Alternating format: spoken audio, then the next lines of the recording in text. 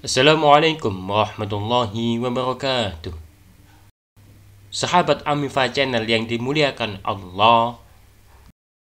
Detik-detik syahidnya Sayyidina Husain bin Ali bin Abi Thalib, cucu Rasulullah SAW, dalam peristiwa tragedi Karbala sungguh memilukan. Kisah ini menggambarkan betapa sesungguhnya Sayyidina Husain sudah tahu dan siap syahid di padang Karbala. Kisah ini dimulai 5 hari sebelum Husain dan para sahabatnya syahid di Karbala, tepatnya pada hari Ahad 5 Muharram 61 Hijriah. Kala itu, secara bertahap, pasukan Yazid bin Muawiyah yang berpencar di seluruh kota Kufah berkumpul. Menurut sebuah riwayat, Sabit bin Rubi'ah telah bergerak ke arah Karbala dengan 1000 pasukan berkuda.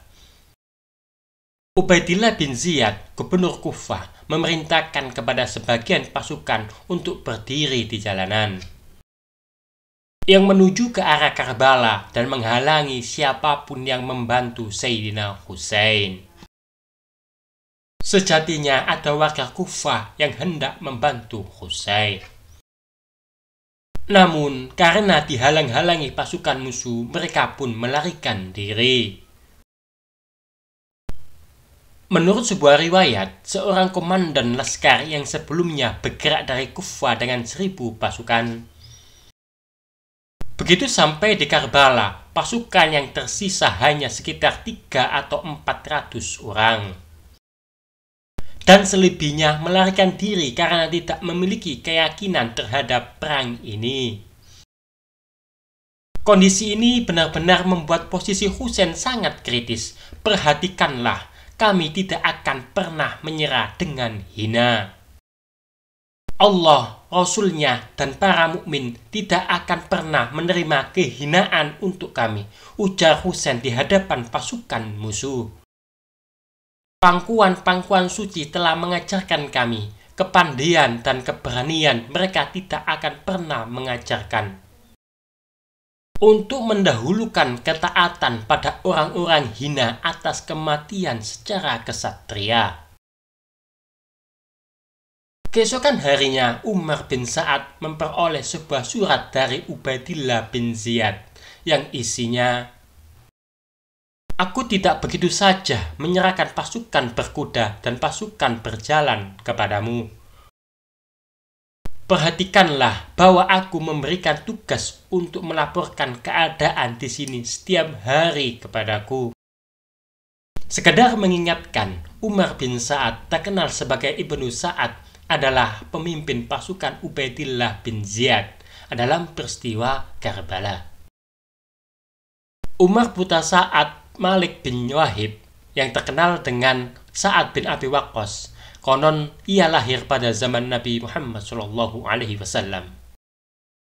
Namun sebagian lain mengatakan pada tahun ketika Umar bin Khattab 23 Hijriah menjabat sebagai khalifah. Menurut Tabrani, ia pada tahun 17 Hijriah 638 Masehi bersama dengan ayahnya Sa'id bin Abi Waqqas turut serta dalam pembukaan kota Irak. Ketika itu, ia masih remaja dan ia mendapat tugas dari ayahnya untuk membebaskan Qa'sul Ain. Mawafaq Hawarizmi dalam buku berjudul Mattal al-Husain mengutip dari Ibnu Atham al-Kufi berkata, ketika Husain bin Ali melakukan hijrah dari Madinah ke Mekah dan berlindung di Mekah, karena menghindari pemberian baiat kepada Yazid bin Muawiyah, Umar bin Sa'ad menjabat sebagai Amir Mekah. Ketika ia melihat para jamaah haji di Baitullah menyambut Imam Husain, Umar pergi ke Madinah dan menulis surat kepada Yazid memberitahu tentang kedatangan Imam Husain ke Mekah. Pada mulanya, Ubaidillah bin Ziyad menjanjikan Umar bin Sa'ad jabatan gubernur Rai dengan syarat harus berhadap-hadapan dengan Imam Husain. Pada mulanya ia menolak ajakan itu, namun ketika Ubaidillah bin Ziyad mengancamnya bahwa ia harus memerangi Husain, maka ia menerima tugas itu dan bergerak menuju Karbala dengan pasukan yang dipimpinnya berjumlah 4.000 pasukan. Ibnu Sa'ad pada hari kedua atau ketiga Muharram 61 Hijriah atau 680 Masehi memasuki Karbala. Ia mengutus Qurra bin Qais Handali untuk menemui Imam Husain, menanyakan apa maksud kedatangannya ke Irak. Menjawab pertanyaan itu, Husain berkata bahwa masyarakat Kufah mengundangnya, oleh karena itu aku datang. Jika mereka tidak mau, maka aku akan pulang. Umar bin Sa'ad menuliskan jawaban Husain itu kepada Ubaidillah bin Ziyad. Namun orang-orang yang berada di sekitar Ubaidillah seperti Samir bin Ziljausan menganjurkan perang dengan Imam Husain.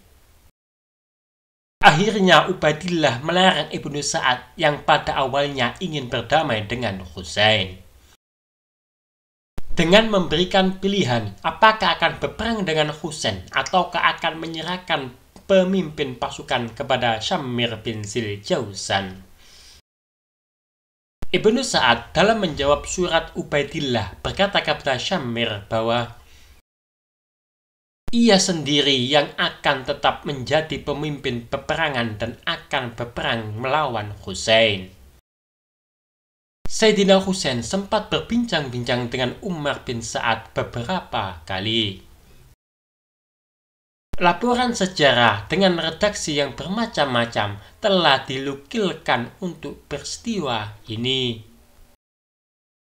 Pada salah satu pertemuan, Husain memberi pesan lewat Amru bin Korosha Ashari untuk menyampaikan kepada Umar bin Sa'ad sehingga terjadi pertemuan antara dua pasukan itu pada malam hari. Umar bin Sa'ad dengan disertai 20 personel menunggang kuda. Husain juga dengan disertai pula oleh 20 personel penunggang kuda pergi ke tengah medan pertempuran. Husain meminta para sahabatnya untuk pergi ke samping medan peperangan dan Umar pun demikian. Pada saat itu, mereka berbicara antara yang satu dengan yang lain. Percakapan antara Husain dan Umar pun berlangsung lama. Husain bertanya kepada Umar, apakah tidak takut kepada Allah? Umar menjawab, aku takut jika rumahku rusak. Aku akan menyediakan rumah bagimu, ujar Husain. Mereka akan mengambil hartaku, jawab Umar. Aku akan memberikan yang lebih baik daripada yang mereka berikan padamu, janji Husain. Mendapat tawaran Husain, Umar bin Sa'ad pun terdiam dan tidak memberikan jawaban apa-apa.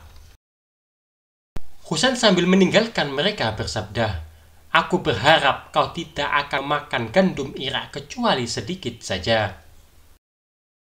Umar bin Sa'ad berkata, apabila tidak ada gandum, maka akan ada ju. Imam Husain berkata, bagaimana dengan dirimu sendiri? Allah akan segera mengambil jiwamu dan engkau tidak akan terampuni di akhirat. Apakah engkau mengira akan sampai pada pemerintahan Reh dan Gurgan? Demi Allah, tidaklah demikian, karena engkau tidak akan pernah sampai pada keinginanmu. Di lain kesempatan, dalam upaya memperkuat pasukan, Habib bin Mazhashir meminta izin kepada Husain untuk mendekati kabilah Bani As'ad yang hidup di dekat daerah itu dan mengajak mereka untuk bergabung. Beliau mengizinkan. Habib kemudian mendatangi mereka dan berkata, ikutilah perintahku hari ini dan bergegaslah untuk membantu Husain supaya kalian berada dalam kemuliaan dunia dan akhirat. Sejumlah 90 orang bangkit dan bergerak menuju Karbala. Akan tetapi, di tengah perjalanan mereka bertemu dengan pasukan Umar bin Sa'ad, dan karena tidak memiliki pertahanan yang kuat, akhirnya mereka berpencar dan kembali ke rumah masing-masing. Habib mendatangi Imam Husain dan menceritakan peristiwa ini. Beliau hanya berkata, La haula wa la quwwata illa billah. Dalam kondisi kritis ini, Husain berkirim surat dari Karbala kepada saudaranya Muhammad bin Hanafiyah dan Bani Hashim. Seakan dunia sama sekali tak pernah ada. Dan demikian inilah dunia yang berkesudahan dan tanpa arti, sementara akhirat adalah senantiasa. Penggalan dari pidato Imam Husain kepada para sahabatnya, wahai para keturunan besar dan agung, bersabarlah. Karena kematian hanyalah sebuah jembatan tempat kalian akan melewati segala kesulitan dan penderitaan dan mengantarkan kalian ke surga yang luas dengan segala kenikmatan yang senantiasa. Pada hari Selasa 7 Muharram 61 Hijriah terdata bahwa pasukan yang mengambil baju senjata perang dan gaji dari pemerintah Bani Umayyah dan siap berperang melawan Husain berjumlah lebih dari 30.000 orang. Umar bin Sa'ad kembali mendapatkan sebuah surat dari Ubaidillah bin Ziyad dengan isi sebagai berikut. Jadikanlah pasukanmu untuk memisahkan antara Husain dan sahabat-sahabatnya dengan sungai Furat,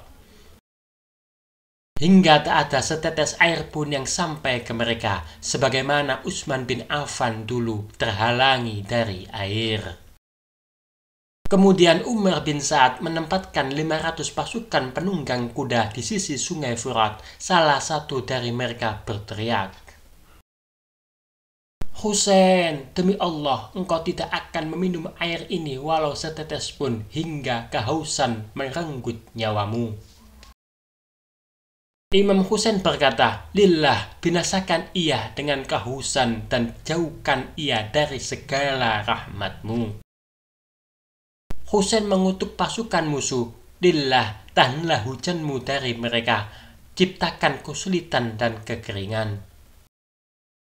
Keesokan harinya, rasa kehausan di kemah-kemah makin lama terasa semakin mencekik. Husain lalu memerintahkan saudaranya Abbas bersama beberapa orang untuk bergerak ke sungai Furat di malam hari.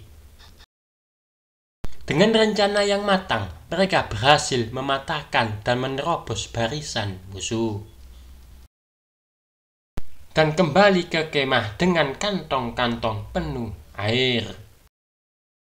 Pada Kamis 9 Muharram 61 Hijriah, Samir mendatangi perkemahan Imam Husain selain memanggil Abbas dan putra-putra Ummul Banin lainnya. Ia mengatakan, aku telah mengambil surat jaminan untuk kalian dari Ubaidillah. Secara bersamaan, mereka berkata, Allah melaknatmu dan melaknat surat jaminanmu. Kami berada dalam keamanan dan putra dari putri Rasulullah berada dalam ancaman. Melalui saudara lelakinya, Abbas, Husain meminta kesempatan satu malam dari musuh untuk melakukan sholat, berdoa, berhalawat dengan Tuhan, dan membaca Al-Quran. Penggalian parit di seputar perkemahan untuk menghadapi musuh dan memutus hubungan musuh dengan perkemahan dari 3 arah. Interaksi hanya bisa dilakukan dari satu arah, di mana para sahabat Husain ditempatkan. Ini adalah strategi Husain yang sangat bermanfaat bagi para sahabat. Pada hari itu juga, sekelompok dari Laskar Umar bin Sa'ad bergabung dengan pasukan Husain. Pidato Husain kepada musuh. Celaka kalian, kerugian apa yang kalian peroleh jika mendengar perkataanku? Aku mengajak kalian ke jalan yang benar. Akan tetapi kalian menolak seluruh perintahku dan tidak mendengarkan perkataanku.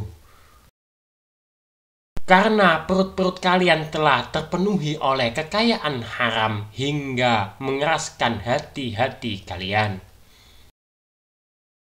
Setelah menunaikan sholat subuh bersama para sahabatnya, Husain bersabda,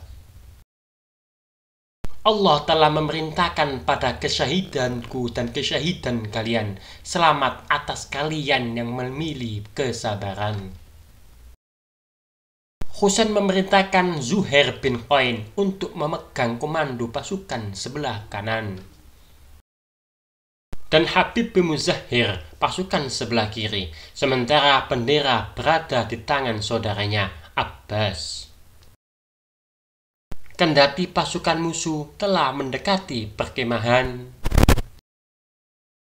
namun Husain belum memerintahkan untuk melemparkan anak panah. Beliau berkata, aku tidak ingin memulai perang dengan pasukan ini. Umar bin Sa'ad meletakkan anak panah di panahnya dan melemparkannya ke arah para sahabat Husain seraya berkata, saksikanlah bahwa akulah orang yang pertama yang melemparkan anak panah ke arah pasukan Husain. Kemudian tindakan ini diikuti oleh para pasukan Umar bin Sa'ad. Mereka membidik para sahabat Husain dari segala arah. Bangkitlah wahai sahabatku dan bergegaslah menuju kesyahidan. Allah akan mengampuni kalian, seru Sayyidina Husain. Pada serangan pertama, lebih dari 40 sahabat Husain gugur syahid.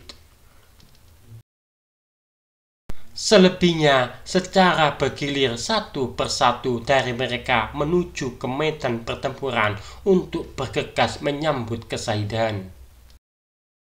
Ketika seluruh sahabat telah gugur, tibalah giliran keturunan Bani Hashim untuk maju ke medan laga bersambung nyawa. Namun mereka pun mereguk madu kesyahidan, seluruhnya tanpa tersisa. Husain pun sendirian, tak berteman, dengan pandangan penuh. Beliau memandang ke arah jasad-jasad para sahabatnya dan memanggil mereka satu persatu. Kemudian bergerak ke arah perkemahan untuk mengucapkan perpisahan terakhir. Setelah itu, beliau lantas mengeluarkan pedang dari sarungnya, berdiri berhadapan dengan musuh, dan memulai peperangan yang tak seimbang. Musuh segera mengepungnya dari segala arah. Tiba-tiba, sebuah anak panah bercabang 3 mengenai dada sebelah kirinya, menancap tepat di jantungnya, sementara tubuhnya dipenuhi oleh 100 lebih anak-anak panah yang menancap. Husain tersungkur jatuh, gugur syahid. Jeritan para wanita dan anak-anak membahana, mengharu biru dan memenuhi berantara langit. Hari ke-10 setelah Husain syahid, Yazid memerintahkan lakskarnya untuk merampas, memenjara, dan membakar perkemahan dan menyiksa para keluarga Nabi. Dengan membabi buta, mereka segera menaati perintah ini. Mereka menyerbu ke arah perkemahan Husain, menjara peralatan, pakaian, dan unta-unta. Dan kadangkala tanpa malu terlihat tengah merebut dan mengambil paksa pakaian dari tangan seorang wanita Ahlu Bait alaihissalam. Putri-putri Rasulullah SAW dan keluarga Imam Husain keluar dari perkemahan, menangis dan menjerit karena kehilangan para pelindung dan orang-orang yang mereka kasihi. Setelah itu, dengan kepala terbuka, kaki telanjang, dan pakaian-pakaian yang telah dijara, keluarga ini menjadi tawanan Umar bin Sa'ad. Perempuan-perempuan ini berkata, "Lewatkanlah kami dari tempat terbunuhnya Imam Husain." Saat pandangan mereka jatuh ke jasad para syuhada, kembali terdengar jeritan dan raungan yang membahana. Umar bin Sa'ad mengumumkan pada laskarnya, "Siapakah di antara kalian yang bersedia menginjak-injak punggung dan dada Husain dengan kuda?" 10 orang bangkit menyatakan kesediaannya dan mulai menggerakkan kuda-kudanya untuk menginjak-injak tubuh Husain. Sore itu juga Umar bin Sa'ad memerintah pasukan Huli bin Yazid Hasbahi dan Ahmad bin Muslim Azdi untuk mengirimkan kepala Husain ke Ubaidillah bin Ziyad di Kufah. Setelah itu, mereka mulai mencari-cari orang-orang mereka yang terbunuh lalu menguburkannya. Namun jenazah Husain dan para sahabatnya yang tak berkepala tetap dalam keadaan telanjang di Sahara Karbala. Sampai hari ke-12 Muharram, hingga akhirnya kabilah Bani Asad menguburkan mereka atas arahan Imam Sajjad. Semoga bermanfaat. Wassalamualaikum warahmatullahi wabarakatuh.